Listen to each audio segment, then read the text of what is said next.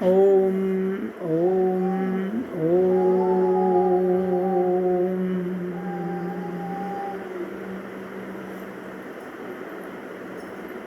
तो मैं चर्चा सत्संग में कर रहा हूँ कि हमारे जितने भी संप्रदाय संसार में हैं वो कहीं ना कहीं बंटे हुए हैं, कहीं ना कहीं बटे हुए हैं। किसके आधार पर? जो उनके सिद्धांत हैं।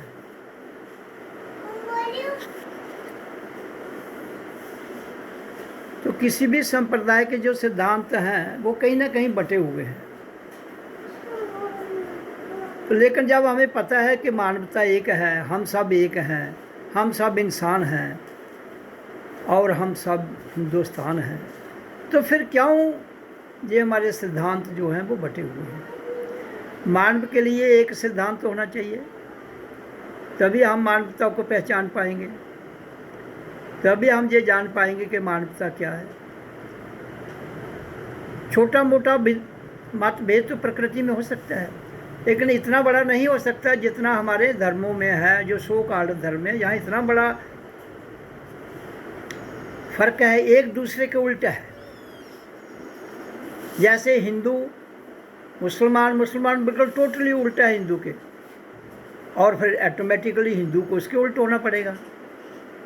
तो ये टकराव जो है जो मानवता के बीच में, ये कहाँ से आ गया? ये कौन सा धर्म, कौन सा संप्रदाय है जो टकराव सिखाता है? वो कहता है कि मैं ही ठीक हूँ, दूसरा गलत है। लेकिन कुछ सिद्धांत जो हैं वो इंसान ने नहीं बनाए हैं, जो प्रकृति के हैं, वो है ओम का उच्चारण। मैं क्यों इस बात पर जोर देता हूँ कि हम सब एक हैं, और जन्म के समय जो जीव आत्मा को गति मिली, जीव को, वो ओम की ध्वनि के द्वारा मिली और प्राण वायु के द्वारा। तो इसलिए सर्वप्रथम हमारा सर्वप्रथम जो सिद्धांत है वो क्या होना चाहिए कि प्राण वायु और ओम की ध्वनि ही मूल है इस विश्व का, जिस विश्व में हम रहते हैं, जिस धरती पर हम रहते हैं, जहाँ के लिए इंसान को जिंदा रखने के लिए प्राण वायु और ध्वनि उसको गति देने के लिए जन्म के समय ये दोनों मिली, और जब तक हम जिंदा रहेंगे ये दोनों रहेंगी। पहले भी थी, आज भी हैं, आगे भी रहेंगी।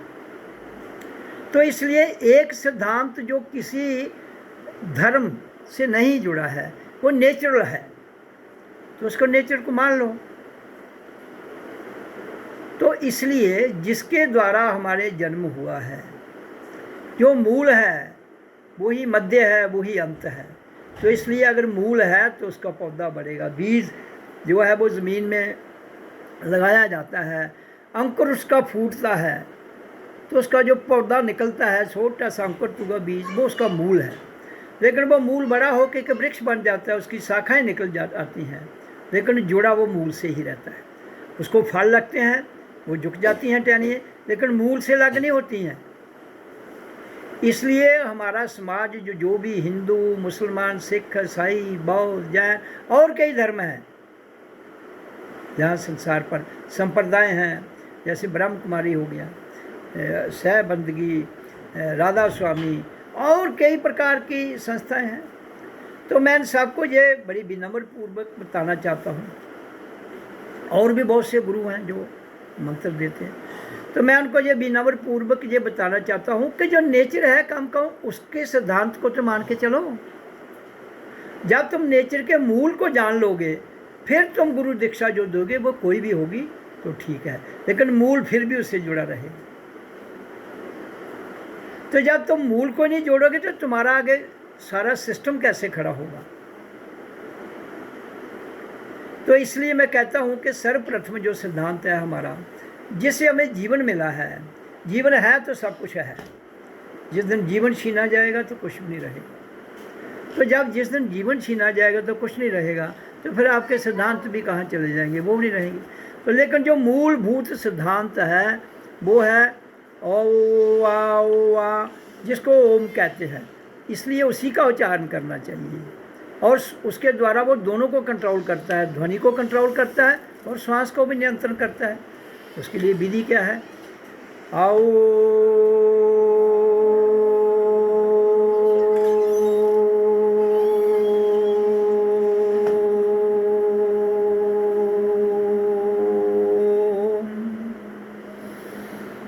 श्वास को भरा,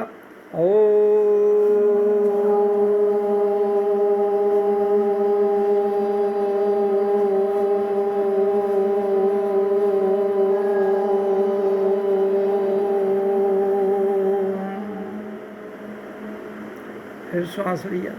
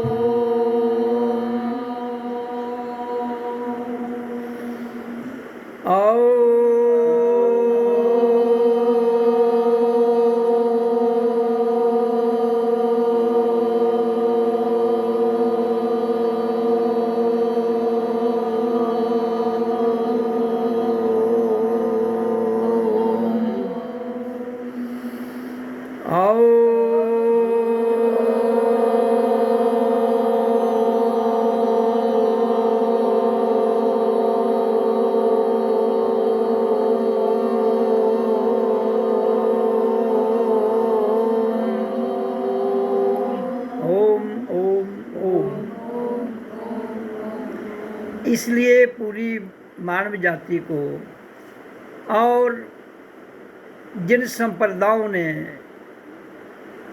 और जिन गुरुओं ने अलग अलग नाम देकर हमारी मानवता को, समाज को बांट दिया है, तो वो कैसे गुरु लोग हैं, वो कैसे संप्रदाय हैं, मुझे ये समझ। भाई मूल को क्यों छोड़ते हो? पहले मूल को स्वयं साधिए।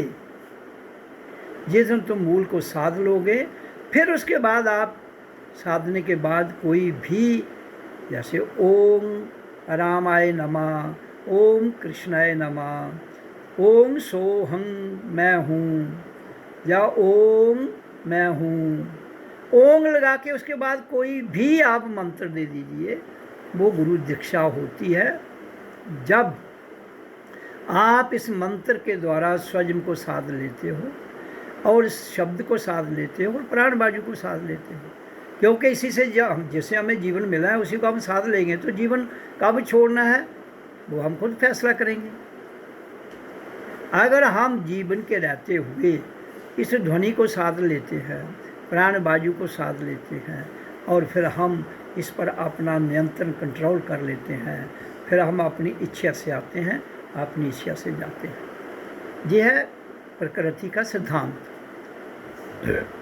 लेकिन जहाँ कहते हैं कि पता नहीं कौन कब चला जाए, वो क्यों कहते हैं? क्योंकि आपको श्वासों का भरोसा ही नहीं है। तो जब आपको श्वासों का भरोसा ही नहीं है तो फिर कभी भी जा सकते हैं। एक चीज़ आपके कंट्रोल में है तो वो आपकी इच्छा से काम करेगी, एक चीज़ आपके कंट्रोल में नहीं है वो आपकी इच्छा से नहीं चलेगी, वो कभी भी ध्वस्त कर सकती है।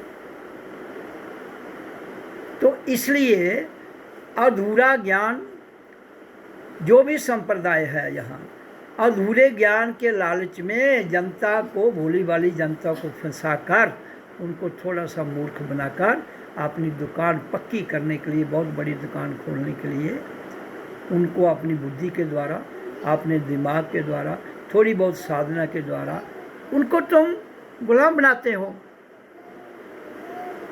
जब तुम ऐसा करोगे कभी भी इस धरती पर शांति नहीं आ सकती।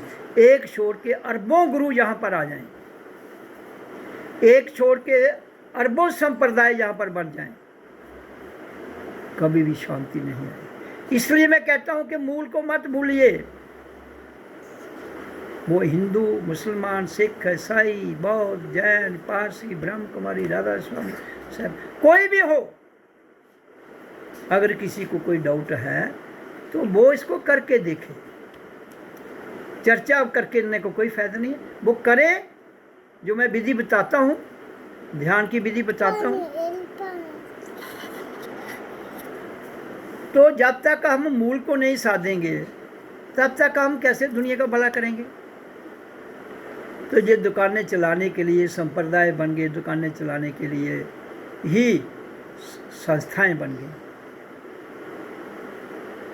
तो जिसने गुरु बनना है दुनिया में, पहले तो मैं ये करूँगा, हर आदमी अपना गुरु स्वयं है।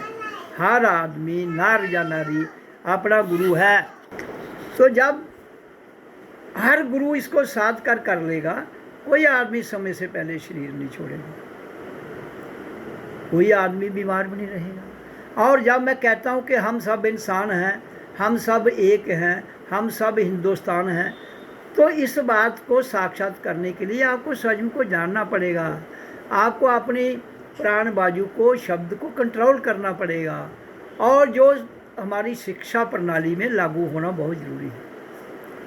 नहीं तो इंसान बंटा रहेगा, और बंटा हुआ इंसान कभी भी इकट्ठा नहीं होगा और धर्म के नाम पर विवाद खड़ा करता रहेगा। हिंदू हो, मुसलमान हो, सिख हो, ईसाई हो, बौद्ध हो, फिर जहाँ धर्म के नाम पर कत्ल गारत, धर्म के नाम पर झगड़े, धर्म के नाम पर वाद विवाद, और धर्म के नाम पर ही मानवता का शोषण होता रहेगा। ये शोषण खत्म हो जाए, उसके लिए हमें एक ही सिद्धांत, एक ही मूल मंत्र, जिसकी मैं चर्चा करता हूँ, उस पर ध्यान की विधि के द्वारा उस पर चलना है। तो ध्यान की विधि क्या है? जो मैंने अभी 5 मिनट ओम का उच्चारण कराया, ये इसकी पहली विधि है। दूसरी विधि है जिसमें श्वास भरना है। श्वास भरा, ऐसे पूरा भरा, मैं हूँ। मैंने 5 शब्दों के मंत्र को शार्ट कर दिया है। पहले था ओम सो अहम ओ मैं हूँ। अब मैंने इसको केवल ये कर दिया है कि श्वास को लीजिए, भरिए, फिर मैं हूँ से छोड़ दीजिए। श्वास भरा, ओम के साथ भी भर सकते हो, हूँ के साथ भी, हूँ के साथ ही भरो, फिर मैं हूँ से छोड़ दो लंबा, उससे ध्यान लगाओ आप सब। श्वास को भरिए, मैं हूँ, शांत भाव में भीतर छोड़ दीजिए।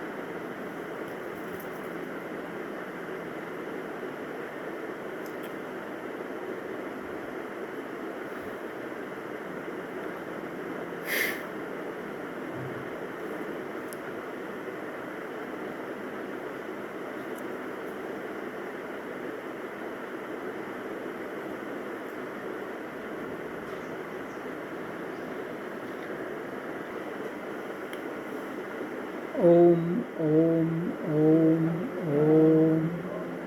तो ध्यान की दूसरी विधि जिसमें हमने परिवर्तन किया है, पहले दूसरी विधि में ओम सो हम ओ मैं हूँ, और मैंने इसको सिंपल कर दिया, हूँ मैं हूँ। हूँ से श्वास को भरो और मैं हूँ से छोड़ दो। तो तीसरी विधि वही रहेगी, केवल श्वास को देखना है, अनहद नाद ध्वनि को सुनना है, और ब्रह्म ज्योत को देखना है, और ध्यान भ्रिकुटी से लेकर टॉप ऑफ त्रिकुटी तक रखना है। तो श्वासों को महसूस करना, आ रहे जा रहे हैं। अब ध्यान की तीसरी विधि में ध्यान पूर्वक बैठिए। अब कुछ भी नहीं बोलना है, वो मैं हूँ कुछ नहीं, शांत। पोस्चर वही रहेगा।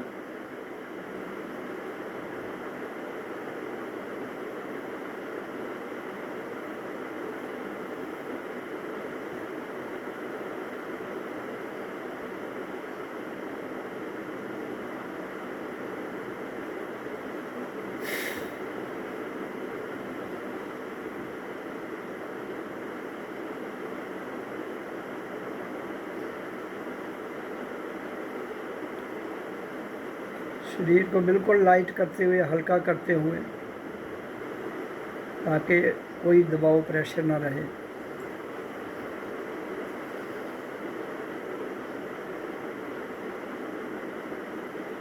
और श्वास आ रही है जा रही है, उसे उसमें लीन होना है, श्वास में।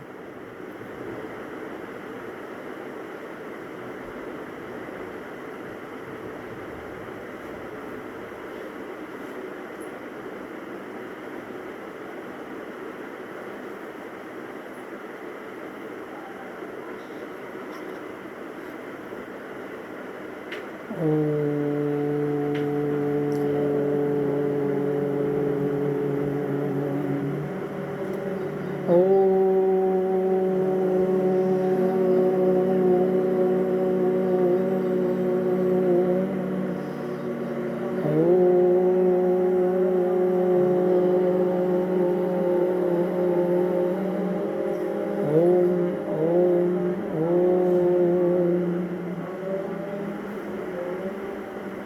ध्यान की तीनों विधियों का अभ्यास आज का संपन्न होता है।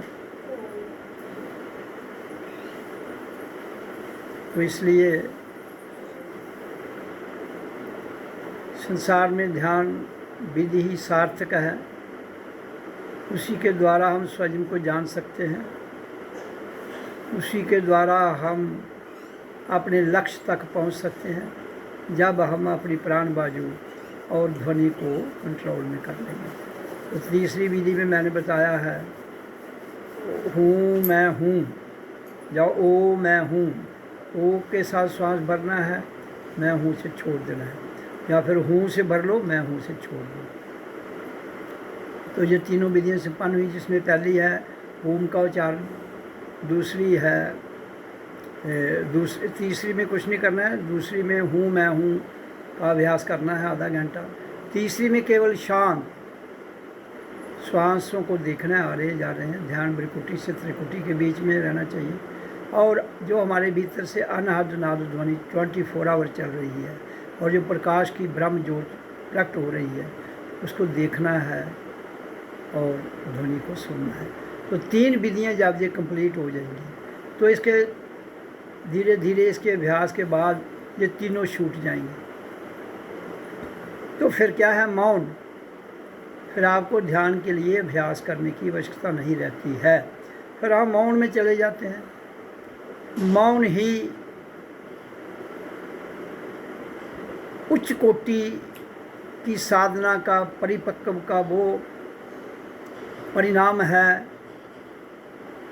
जो आज तक दुनिया में जितने महान योगी, जितने संत, जितने भगवान हुए, अल्टीमेट उसका तत्व यही है, निचोड़ यही है कि जब हम प्राण बाजू को, श्वासों को और अपनी ध्वनि को कंट्रोल कर लेंगे, तो ये सब एक हो जाएंगे। तो उसके बाद एक आनंद की स्थिति उमड़ती है। उसी आनंद की अवस्था को आत्मा की अवस्था कहते हैं, उसी नंद की अवस्था को परमात्मा की अवस्था कहते हैं, उसी आनंद की अवस्था को प्रेम की अवस्था कहते हैं। There is no condition. तो हम सब कंडीशनों से मुक्त हो जाएंगे, उच्चारण से मुक्त, ध्यान से मुक्त, फिर संसार से मुक्त, और फिर अपने आप में अपने असली घर जहाँ से हम आए थे, जीते जी वहाँ पहुँच जाएंगे। और फिर काल हमें मार नहीं सकता है, क्यों?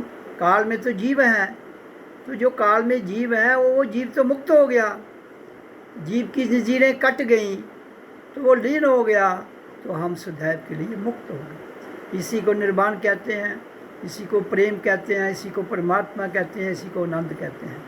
तो इस अवस्था में जाना हम सबका लक्ष्य है।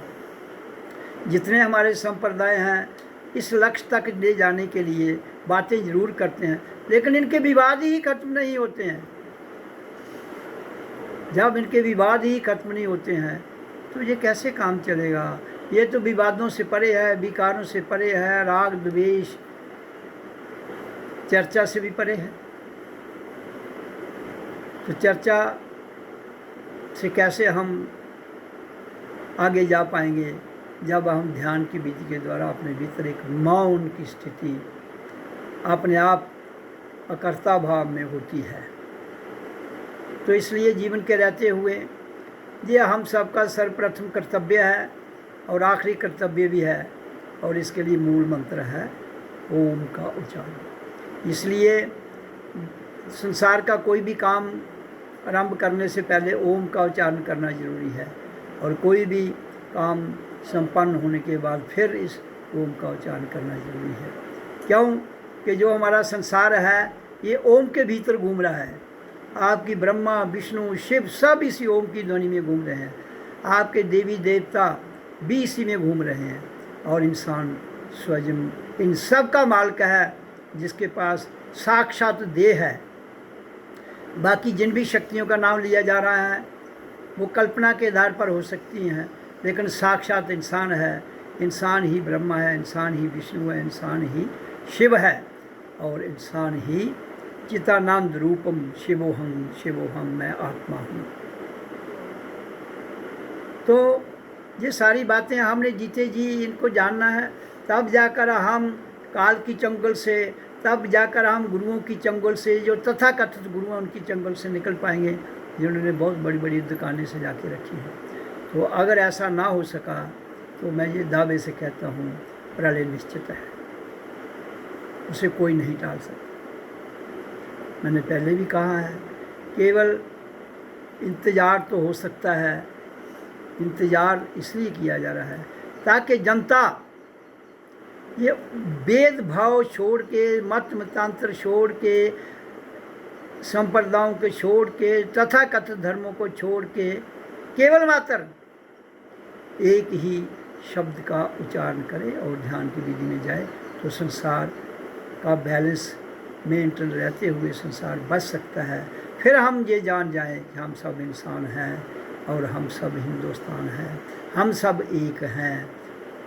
लेकिन ये संभव तभी होगा जिस दिन हम स्वयं को जान जाए, मैं कौन हूँ, कहाँ से आई हूँ जीवात्मा, किस लिए आई हूँ, करना क्या है। जो कुछ तुम कर रहे हो वो तुम्हारा काम है ही नहीं, वो तो सारा उल्ट पुल्ट कर रहे हो तुम। क्यों कि आपको उल्ट पुल्ट तो सिखाया गया है, वहाँ ही फंस गए हो। और किसी महापुरुष ने अगर आपको सीधा रास्ता बताया तो आपने उस महापुरुष की बताई हुई राह पर ना चले, लेकिन उसके मूर्ति मंदिर तो खड़े कर दिए, लेकिन उसका अनुसरण नहीं किया। जो प्रत्यक्ष में, परोक्ष में, साक्षी भाव में, दृष्टा भाव में उन्होंने बात की हुई है, और मैं भी वही चर्चा कर रहा हूँ। तो इसलिए आत्मा एक है, परमात्मा एक है। शरीर भिन्न भिन्न है, जीव भी भिन्न भिन्न है, मन भी भिन्न है, बुद्धि भिन्न है, हमारी आंखें भिन्न हैं, हमारे कान भिन्न हैं, हमारा नाक, ये तो प्रकृति तो भिन्न भिन्न रूपों में है, जिसको हम अनेकता कहते हैं। उस अनेकता में एकता की जो बात है, जिसमें कहते हैं डाइवर्सिटी, यूनिटी इन डाइवर्सिटी, तो ये कब संभव होगा? ये तभी संभव होगा, हमारे स्लोगनों से संभव थोड़ेगा, जब तक हम अपने आप को क्रियात्मक जीवन डाल के ध्यान की विधि के द्वारा अपने आप को पूर्णता ना समझ पाए। वो तभी संभव होगा जिस दिन हमारी पूरी एनर्जी पाँव के अंगूठे से निकलकर मूलाधार से ऊपर भ्रिकुटी में जागृत होती हुई, कुंडली शक्ति के रूप में जागृत होती हुई, दिव्य ज्योत के रूप में प्रकट होती हुई, उसके आगे की यात्रा करती हुई सहस्त्रधार कमल तक, टॉप ऑफ द फोरहेड तक पहुंच जाती है।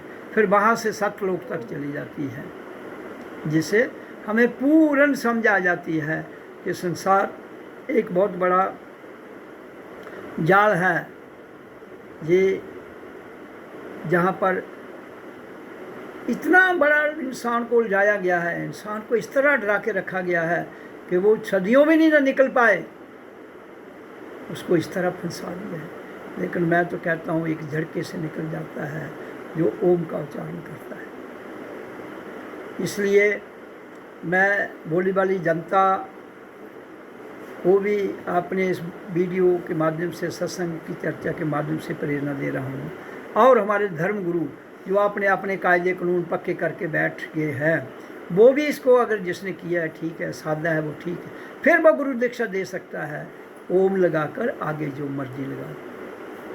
ओम लगाने के बाद जब साधा जाए, फिर उस गुरु के द्वारा दिया हुआ मंत्र, नाम, शब्द वो साधा हुआ होगा, जिसने प्राण बाजू को और ओम की ध्वनि को साध कर सिद्ध कर लिया है और शुद्ध कर लिया है, और अपने आप में उस आत्म के रूप में लीन हो चुका है। ऐसे व्यक्ति को धन धन वंदना। क्यों कि वो ही परमात्मा का असली स्वरूप है, साक्षात में। इसलिए गुरु की बहुत महत्ता है। एक गुरु हमारे भीतर है, लेकिन उस गुरु से ज़्यादा महत्ता उस गुरु की है जो हमें ज्ञान देता है, जो हमें मार्ग बताता है। अंदर के गुरु, अगर बाहर का गुरु हमें ना मिले देहधारी, तो अंदर के गुरु को जानने के लिए आप मार्ग से भटक भी सकते हो, आप मार्ग से कहीं और दिशा में जा सकते हो, जिससे मंजिल पर पहुंचने के बजाय कहीं और ऐसी खाई में न चले जाएं, किसी ऐसी शक्ति से उसकी ग्रिप में न चले जाएं कि आपका लक्ष्य तो कहीं दूर रहेगा, आपका अस्तित्व भी मिट जाए। तो इसलिए गुरु का होना, देहधारी गुरु का होना बहुत ज़रूरी है। लेकिन गुरु कौन होना चाहिए? जिसने अपने आप को साधा हुआ है। इसलिए मैं कहता हूँ कि अगर आदमी ये ओम का उच्चारण करता है और उसको अगर कोई शंका रहती है तो सत्संग में आए या फ़ोन पर संपर्क कर ले, जैसे सुविधा हो तो उसका निवारण किया जाएगा। तो ये तभी संभव होगा जब हम अध्यात्म रास्ते पर चलते हुए अपनी आप को जान जाएं और अपने आप में स्थिर हो जाएं, अपनी सुने, अपनी माने, अपने आप से अपने आप को जगाएं। पहले जगाएं फिर सुने। ऐसे अंधेरे में मन की बात कभी नहीं सुनना, बुद्धि की प्लानिंग पर कभी नहीं चलना, इंद्रियों के विषयों के आगे कभी नहीं झुकना।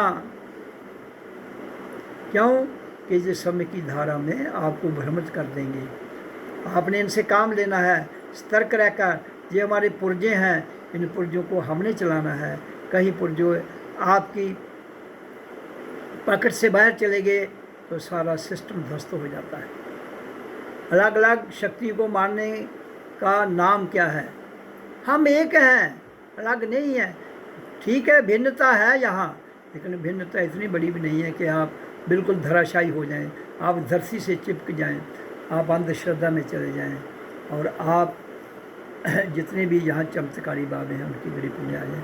ये केवल कुछ समय के लिए यहाँ के जादूगर, यहाँ के शिकारी जो है उनकी ग्रिप से बचना, नहीं तो आप तो क्या पूरे विश्व को भरमा के रख दिया है। धर्म के नाम पर, मानव के नाम पर, समाज के नाम पर सब कुछ बांट के रख दिया है। यहाँ से सब कुछ विनाश की ओर जा सकता है। समय है अगर बचना है तो।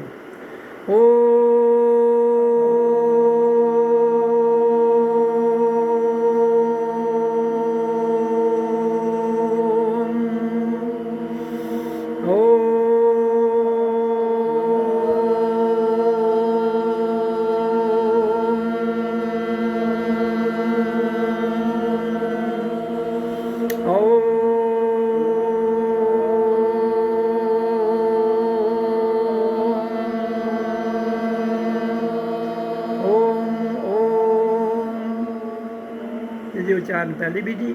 दूसरी है हूँ, मैं हूँ शांत। मैं उसका अभ्यास कर देता हूँ, 1 मिनट।